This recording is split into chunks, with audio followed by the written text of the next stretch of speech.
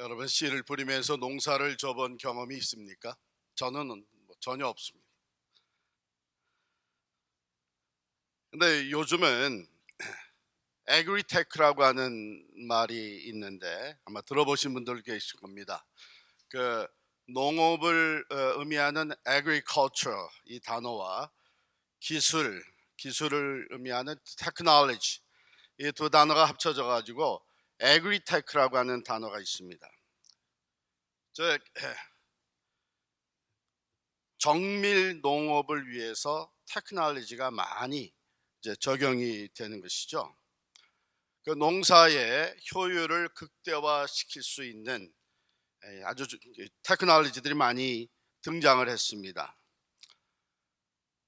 토양의 특성, 또 작물의 생육 특성 등을 고려해서 필요한 비료와 농약의 양을 조절하는, 또 주변 환경에 최적화된 농사를 지을 수 있도록 맞춤형 농업을 하는 것이에요. 같은 경작지 내에도 그 토지가 좋은 부분이 있고 또 그렇지 않은 부분이 있다고 하는 것이죠. 또 농작물이 놓인 그 미세한 환경의 차이를 고려해서 농사를 지을 수 있는 이 맞춤형 농업입니다. 이것은 1980년도에 정밀 농업이라고 하는 단어가 등장하기 시작을 했는데, 처음에는 그 토양의 성질을 다 기록해 놓은 토양 지도, 토양도라고 부른다고 합니다. 그것과 항공 사진을 바탕으로 해서 비료의 양을 조절해서 살포하는 그런 장비가 나오기 시작을 했었고요. 그 이후에 GPS가 동원이 돼가지고 정밀 농업이 급속도로 발전했다고 합니다. 파종기에 GPS를 부착해서 이 파종을 하는데, 씨를 뿌리는데 정확한 위치에 일항을 만들고, 또 동일한 양의 종자와 비료를 뿌려주면 이 파종의 밀도가 균일하게 된다고 하는 것입니다. 그래서 이 정밀 농업을 디지털 파밍 솔루션이라고 이렇게 또 부르기도 합니다. 한 예로 시드스타 모빌이라고 하는 이 기계가 있는데, 시드스타 모바일은 이걸 사용해서 그 농장에 있는 다양한 모든 기계를 한꺼번에 관리할 수 있고요. 그 씨앗을 심은 그 씨앗 심은 거리, 또 씨앗의 배치 상태, 이것들을 정확하게 파악을 한다고 하는 것입니다. 그러니까 여러분들이 아마 과거에 이 농사를 접은 사람들은 이제 다시 시작하려면 조금 공부를 하셔야 될 것 같습니다. 그러나 오늘 본문은 2000년 전에 씨 뿌리는 얘기예요. 그러니까 요즘을 생각하시면 안 되고, 2000년 전 예수님 당시에 씨를 뿌릴 때는 사람이 직접 주머니에 씨를 가지고 나가서 뿌렸던 것이죠. 그러다 보니까 어떤 씨는 길가에, 어떤 씨는 돌짝밭에, 또 어떤 씨는 가시덤불 가운데, 또 어떤 씨는 좋은 땅에, 옥토에 떨어졌습니다. 자, 이 말씀을 비유로 주신 것은 농사 잘 지라고 주신 것이 아니고, 하나님의 말씀을 받는 그 마음밭에 대해서, 말씀을 받는 그 사람의 성품에 대해서 주신 말씀이에요. 비유는 이러하니, 씨는 하나님의 말씀이라고 설명하셨고, 밭은 사람의 마음, 곧 심령이라고 설명을 하셨습니다. 여기서 우리는 아주 심플하고 중요한 영적 원리를 발견을 합니다. 씨가 땅에 떨어지면 많은 열매를 맺는 것 같이, 좋은 땅에 떨어졌을 때 많은 열매를 맺는 것 같이, 하나님의 말씀이 좋은 마음, 좋은 심령에 떨어지면 신령한 열매를 많이 맺는다고 하는 것이죠. 그래서 먼저 열매를 잘 맺지 못하는 밭을 우리가 한번 살펴보겠습니다. 첫 번째, 길가와 같이 딱딱하게 굳어져 있는 마음이에요. 말씀의 씨앗이 떨어지지만 받아들이지 못하는 마음입니다. 그 당시에 여기서 길가라고 하는 것은 그 밭 이랑 사이에 사람들이 걸어 다니고 나귀가 걸어 다니고 하는, 그래서 그 길이, 딱딱한 길이 생긴 그 땅을 얘기합니다. 거기에 뭐 씨가 떨어져 봐야 뿌리를 내리지를 못하는 것이죠. 마찬가지로 우리의 마음이 굳어져 있는 상태, 이게 닫혀져 있는 상태, 거기에 하나님의 말씀이 떨어져도 뿌리를 내리지 못하는 것은 물론 오히려 그것이 사탄의 먹이가 된다, 새가 와서 쪼아먹듯이 사탄의 먹이가 된다, 이렇게 설명을 하셨습니다. 자, 그러면 우리의 마음이 어떻게 닫히고 또 단단해질 수 있는가? 우리가 이 세상에서 배우는 가지게 되는 많은 지식, 또 철학, 이런 것들이요, 때로는 우리의 생각을 가두어 줍니다. 또 내가 경험한 것들, 내가 체험한 것들, 이 테두리 안에, 이 프레임 안에 완전히 갇혀버리게 되면 새로운 하나님의 진리의 말씀을 받아들이지를 못하게 됩니다. 때로 이렇게 예배 자리에 나와서 말씀을 들어도요, 같이 앞을 보고 말씀을 듣지만 그 마음은 여전히 바빠질 수가 있습니다. 그래서 말씀을 듣지를 못하는 거죠.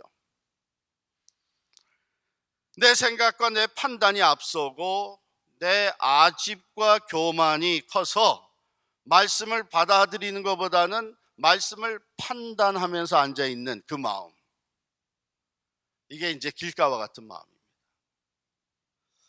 그 마음이 하나님의 말씀을 향해 열리지 않은 상태이기 때문에 거기에 아무리 하나님의 말씀의 씨앗이 떨어져도 그래서 열매가 맺혀질 수가 없는 것입니다.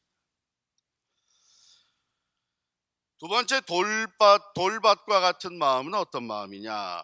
이것은 자신의 필요에 따라서 말씀을 받습니다. 이거 참 좋은 말씀이다, 내가 필요했던 말씀이다 해서 자기의 필요에 따라서 말씀을 받지만 어려움이, 삶에 이제 핍박이나 환란이 다가오게 되면 금방 무너져 버리는 거예요. 이 돌짝밭이라고 하는 것은 어떤 땅인가 하면 그 팔레스타인 지역에 굉장히 흔한 땅들인데요, 흙으로 덮여져 있지만 사실 얄팍한 흙이고 그 밑에는 석회질의 암석, 이런 것들이 깔려 있는 거예요, 돌이. 그러니까 흙이 조금 덮여져 있기 때문에 씨앗이 떨어지게 되면 빨리 싹은 납니다. 또 전문가들이 이런 얘기를 해요. 그 밑에 있는 암석이나 바위가 열을 어느 정도 품고 있기 때문에 돌짝받지 않는 다른 땅보다 오히려 더 빨리 싹이 난다는 거예요. 그러나 문제는 그 밑에 돌들, 석회질의 암석이 있기 때문에 뿌리를 깊이 내리지를 못하는 겁니다. 뿌리를 깊이 내리지 못하면 이제 해가 쪄이기 시작을 하고 수분이 부족해지게 되면 그 뿌리가 깊은 데서 수분을 빨아 올려야 되는데 그걸 못하는 거예요. 그러니까 일찍 타 죽는 것입니다. 이래서 하나님의 말씀을 받을 때에 우리가 이게 참 내게 유익이 되니까 기쁜 마음으로 받아요. 너무 좋아요. 아멘 하면서 말씀을 받습니다. 그러고서는 삶의 현장으로 돌아가게 되면 이게 생각과는 다르단 말이죠. 어려움이 있단 말이죠. 그 말씀대로 살려니까 손해와 희생이 따르게 되고 또 시련이 부딪혀 온단 말이죠. 그렇게 되면은 이제 그 말씀을 따라 살지 못하고 곧바로 시들어버리는 신앙, 많은 경우에 이 기복주의적인, 이 세상에서 복 받는다고 하는 그 기복주의적인 메시지를 받는 그런 신앙생활들이 바로 여기 캐러고리에 속합니다. 그래서 조금만 어려우면 시험 들었다, 섭섭하다, 나는 알아주는 사람이 없어서 더 이상 안 나가겠다, 이게 힘든 거 뭐 때문에 하나, 이러면서 아니라고 편안한 것을 찾아 옮겨 다니다가 결국 말씀의 뿌리는 내리지 못하고 그 신앙이 곧 시들어버린 거예요. 죽어버린 거예요. 그게 돌짝밭과 같은 마음입니다. 세 번째로 가시떨기 밭이 있는데요, 이것은 말씀에 설명한 그대로 세상의 염려와 재물에 대한 유혹 때문에 열매를 맺지 못하는 마음입니다. 씨앗이 떨어져서 싹이 나고 뿌리를 내리고 이렇게 조금 자라는 것 같은데 그만 기운이 다 막혀버리는 것이죠. 세상의 욕심, 욕망, 유혹 이런 것들에 막혀가지고 결국은 말씀을 따라서 결단하고 인내하지 못하는, 세상의 염려와 유혹들을 이겨내지 못하고 열매를 맺지 못하는 모습을 얘기합니다.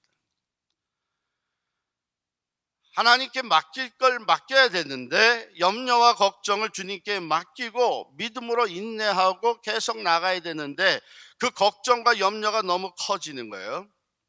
그래가지고 영적 기운이 막혀버립니다. 그 열매를 맺지 못하는 거예요. 근데 네 번째, 좋은 땅과 같은 마음이 있는데 그 마음은 갈아 엎어져서 씨앗이 떨어질 때에 그것을 잘 받아들이고 뿌리를 깊이 내리고 자라서 열매를 맺는다. 한마디로 얘기하면 이 좋은 땅이란 그 앞에서 언급한 세 가지의 열매 맺지 못하는 땅들이, 그 밭들이 가지고 있는 흠을 모두 제거한 상태라고 보면 되겠죠. 그래서 오늘 비유의 말씀은 바로 이 좋은 땅에 초점이 맞춰진 것입니다. 그런데 이 좋은 땅에 열매 맺는 옥토에 대해서 마가복음에는 우리가 이미 읽은 대로 말씀을 듣고 받아 30배나 60배나 100배의 결실을 하는 자니라 이렇게 돼 있고요. 마태복음 13장 23절에 보면 말씀을 듣고 깨닫는 자니 결실하여 어떤 것은 100배, 어떤 것은 60배, 어떤 것은 30배가 되느니라 이렇게 표현되어 있고, 누가복음 8장 15절에는 착하고 좋은 마음으로 말씀을 듣고 지키어 인내로 결실하는 자니라 이렇게 표현이 되어 있습니다. 그래서 이 세 가지를 우리가 합해서 옥토, 좋은 땅이라는 것을 우리가 살펴보면, 처음에 좋은 밭은 먼저 말씀을 잘 듣는 마음이에요. 아무리 바빠도 말씀을 읽고 듣고 배우는 시간을 우선순위로 하는 것이죠. 그런데 그 말씀을 받을 때 착하고 좋은 마음으로 말씀을 듣고, 이렇게 누가는 기록하고 있습니다. 착하고 좋은 마음으로 말씀을 듣는다 하게 되면 우리가 생각나는 그룹의 사람들이 있죠. 사도행전에 나오는 베레아 사람들에 대한 묘사가 이렇게 되어 있습니다. 그들은 사도행전 17장 11절인데요. 너그럽고 간절한 마음으로 말씀을 받고 이것이 그러한가 하여 날마다 성경을 상고하더라. 그렇게 기록이 되어 있어요. 그럼 여기서 얘기하는 착하고 좋은 마음이라는 것, 이것을 베레아 사람들의 그 모습과 비교를 해볼 때에 그래서 열린 마음을 얘기하는 것이죠. 너그러운 거, 열린 마음. 또 순수한 마음을 얘기합니다. 착한 마음. 그래서 우리가 하나님의 말씀을 받을 때에 닫힌 마음이 아니라 열린 마음으로, 순수한 마음으로 그 말씀을 대하고, 그 다음에 보면 간절한 마음으로 말씀을 받았다, 또 이렇게 기록되어 있습니다. 여기엔 열정이 담겨져 있는 것이죠. 그 은혜를 사모하는 마음, 오늘은 또 어떤 은혜를 주실까? 오늘은 어떤 깨달음을 주실까? 오늘 말씀을 통해서 하나님은 어떻게 하나님의 생각을 나에게 전달해 주실까? 이런 열심을 내는 것이죠. 열정적인 간절한 마음입니다. 우리가 하나님의 일을 위해서 열심을 낸다는 것은 매우 귀한 일입니다.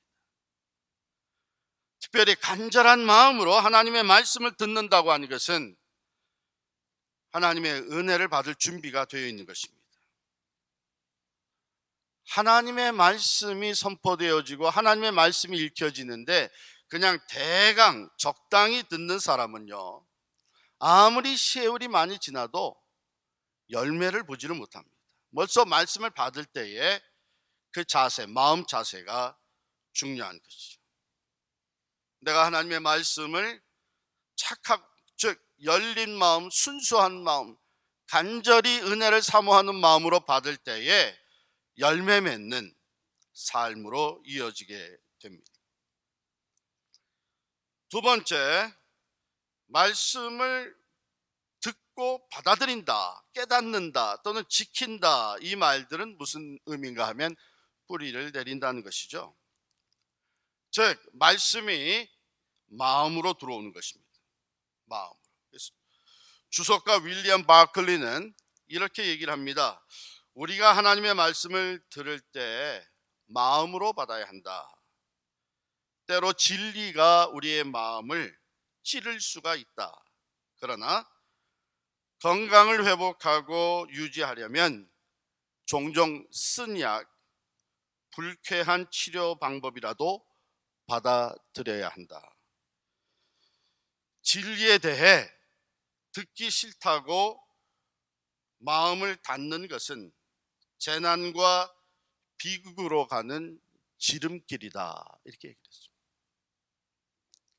사실 때로는 하나님의 말씀을, 진리를 받아들일 때에 찔림이 오죠. 그래도 그 하나님의 말씀을 내 마음으로 받아서 뿌리를 내려야 되는 것입니다.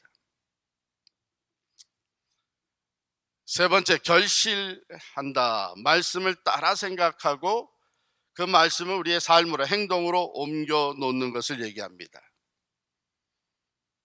말씀대로 실천하는 것이죠. 말씀의 의식화로만 끝나는 것이 아니고 말씀의 생활화가 이어지는 것입니다. 그때 비로소 변화가 일어나는 거예요. 신앙의 열매, 인격의 열매, 복음의 열매가 맺어지기 시작하는 것이죠. 그런데 말씀을 실천하는 것은 많은 경우 인내를 필요로 합니다. 마치 농부가 씨를 뿌리고 나서 그것이 자라서 열매를 맺기까지 인내하는 것처럼 믿음의 인내가 필요한 것이죠. 그러므로 열매를 맺는 옥토는 마음의 문을 활짝 열고 하나님의 마음을, 하나님의 말씀을 내 마음으로 받아들이고 어떤 어려움이나 환난이나 핍박이 올지라도 그것을 믿음의 인내로 견디어내는 것입니다. 세상의 염려나 재리의 유혹도 물리치고 그 말씀의 소중함, 그 말씀의 풍성함, 이것을 믿고 의지하면서 믿음의 인내로 말씀에 순종하는 삶을 살아갈 때에 그 열매가 풍성히 맺어집니다.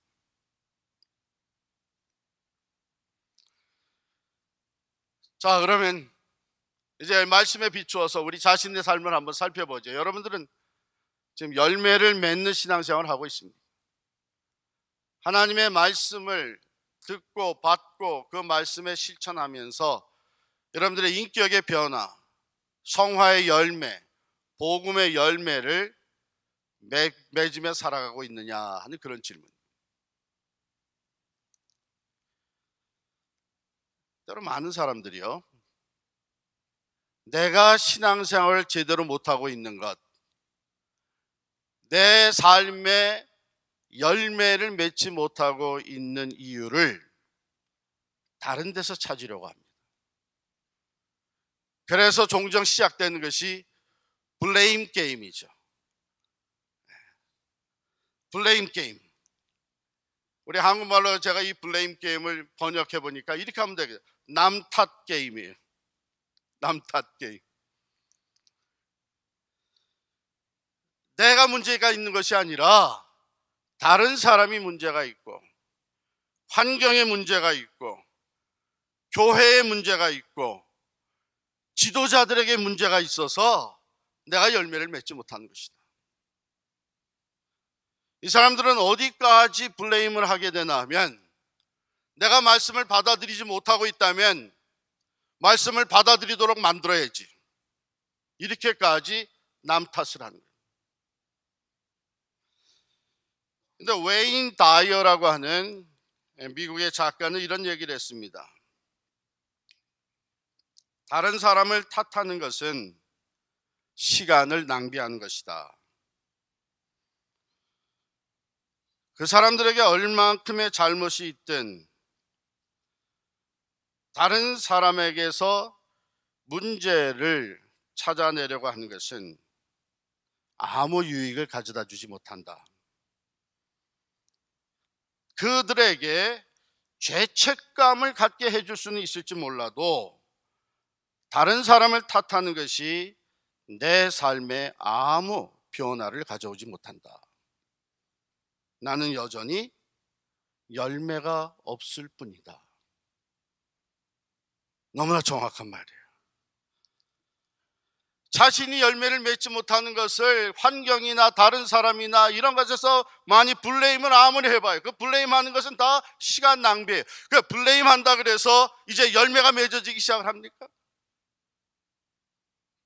오히려 다른 사람에게 때로는 필요 없는 죄책감을 갖게 해준다. 그거는 잘 해낼지 몰라도 실제적으로 내 삶에 하나님이 원하시는 열매가 없는 것은 여전히 마찬가지예요. 그럼 가만히 생각해 보면요, 이 블레임 게임이라는 것, 남 탓 게임이라고 하는 것은 인간이 첫 죄를 범하면서부터 시작이 됐습니다. 아담과 하와가 선악과를 따먹은 후에 하나님이 아담을 찾아오십니다. 아담아, 아담아, 내가 어디 있느냐? 제가 무서워서 숨었습니다. 하나님이 지금 내가 그 선악과를 따먹었느냐? 그렇습니다. 그러면서 뭐라고 대답해요? 당신이 만들어서 나와 함께 있게 한 이 여자 때문에 먹었습니다. 내가 잘못했습니다. 어쨌든 내가 그것을 먹고 범죄했습니다. 이랬어야만 마땅한데 블레임하기 시작을 합니다. 하와를 블레임합니다. 한 걸음 더 나가서 하나님을 블레임합니다. 당신이 만들어서 나와 함께 만든 이 여자 때문에 자기는 아무 책임이 없다는 거예요.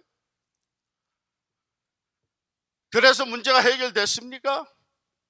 쫓겨났어요. 에덴 동산에서 쫓겨났어요. 죽음에 이르게 됐어요. 오늘날 우리가 이건 너무나도 당연하다는 것을 알면서도 문제가 생기면, 즉 말씀에 비춰보니까 내가 열매를 맺지 못하는, 정말 하나님이 기뻐하시는 신앙생활을 하지 못하고 있는 게 분명한데, 그것을, 그 이유를 다른 사람에게서, 환경에서 블레임하면서 찾아낼 아무 도움이 안 됩니다. 그래서 톨스토이는 이런 얘기를 했습니다. Everyone thinks of changing the world, but no one thinks of changing himself. 모두가 세상을 변화시킬 것을 생각을 한다. 그러나 아무도 자기가 변화될 것을 생각하지 않는다. 주님은 우리에게 뭐라고 말씀하십니까?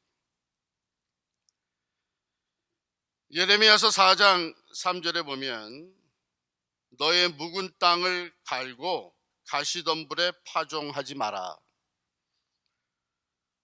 호세아 10장 12절에 보면 너희 묵은 땅을 기경하라 말씀.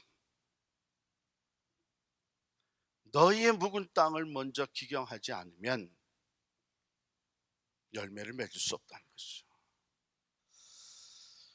좋은 땅이 되기 위해서, 옥토가 되기 위해서 먼저 내 마음을 기경을 해야 됩니다. 잡초를 없애고 씨앗이 뿌리를 내릴 수 있도록 부드럽게 만들고, 내 마음속에 차 들어오는 세상에 대한 염려와 재물에 대한 유혹, 이런 잡초를 다 제거하고 옥토와 같은 마음을 만들으라고 하는 것이죠. 우리의 마음이라는 것은요, 항상 갈고 일구어야지 그대로 방치해 놓게 되면 잡초가 무성해집니다. 본래 인간의 마음은 죄성을 가지고 있기 때문에 그대로 방치해 두게 되면 결과는 불을 본 듯 빤합니다. 여러분, 농가 밭을 그대로 방치하게 되면 방치해 놓게 되면 자라는 것이 무엇입니까? 잡초가 무성하게 자라게 돼 있어요. 스펄전 목사님도 사람의 마음은 5분만 방치하면 마귀를 만드는 공장이 되고 만다, 이렇게까지 표현을 했습니다. 그렇기 때문에 우리는 우리의 마음을 기경해야 됩니다. 탈무드에 이런 얘기가 나옵니다. 두 사람이 함께 굴뚝 청소를 했어요. 굴뚝 청소를 다 같이 하고 났는데 한 사람의 얼굴에는 숯 검정이 묻어 있어요. 근데 또 다른 사람에게는 숯 검정이 묻어 있지 않았어요. 깨끗했어요. 자, 여러분, 둘 중에 누가 가서 세수를 할 것 같습니까? 묻어 있는 사람이? 묻어 있지 않은 사람이? 누가 가서 세수할 것 같아요? 묻어 있지 않은 사람이 가서 세수를 합니다. 왜요? 자기 눈에 보이는 상대방의 얼굴에 숯 검정이 묻어 있는 것을 보니까, 내 얼굴에도 묻어 있겠구나 하고 가서 세수를 한다는 거예요. 그러나 정작 숯 검정이 묻어 있는 사람은 상대방의 얼굴을 보니까 깨끗해요. 그러니까 내 얼굴도 깨끗하겠구나 생각을 하고 가서 세수를 안 한다는 것이죠. 여러분, 다른 사람을 바라보아서는 자기 얼굴을 제대로 볼 수가 없습니다. 세상을 바라봐서는 자기 자신을 제대로 볼 수가 없습니다. 하나님의 말씀을 봐야 합니다. 성경은 우리 영혼의 거울입니다. 성경은 자신의 모습을 정확하게 볼 수 있게 도와줍니다. 오늘 하나님의 말씀은 내 마음의 상태를 정확하게 보여주고 있다고 생각합니다. 내가 열매를 맺지 못하고 있다면 지금 내가 왜, 내 마음 상태가 어떻기 때문에 열매를 맺지 못하고 있는지, 여러분이 다른 사람을 보지 아니하고 세상을 보지 아니하고 오늘 하나님의 말씀의 거울을 있는 그대로 들여다본다면 그 이유를 발견할 수 있고, 내 마음을 기경해야 되겠구나. 그래서 하나님이 내 마음을 먼저 기경하라고 하시는구나 하는 것을 깨닫게 됩니다. 마음밭을 기경하지 않아서 굳어지는 것이 문제입니다. 여러분, 동맥이 굳어지면 동맥경화증이라고 얘기를 하죠. 그래서 결국 피가 제대로 흐르지 못해서 심장마비로 죽게 됩니다. 우리는 이 문제를 방지하기 위해서 신경을 쓰고 병원에 가서 죗값을 하면서 약을 먹고 치료를 받습니다. 그래서 건강을 유지하려고 하는데, 영적인 동맥경화증에 대해서는 어떻게 생각하세요? 은혜를 받지 못하고 늘 굳어져가는 내 마음, 감동이 없고 아무런 변화가 일어나지 못하면 큰 문제입니다. 주님, 내게 회개의 영을 부어 주옵소서. 내 마음을 기경할 수 있도록 도와주시옵소서. 하나님의 말씀을 열린 마음, 순수한 마음, 겸손한 마음으로 받게 하시고 믿음으로 열매를 맺을 수 있도록 도와주시옵소서. 다른 데 문제가 있었던 것이 아니라 내 마음의 문제였음을 고백하면서 기도할 수 있는 이 시간 될 수 있기를 바랍니다. 우리 같이 기도하겠습니다.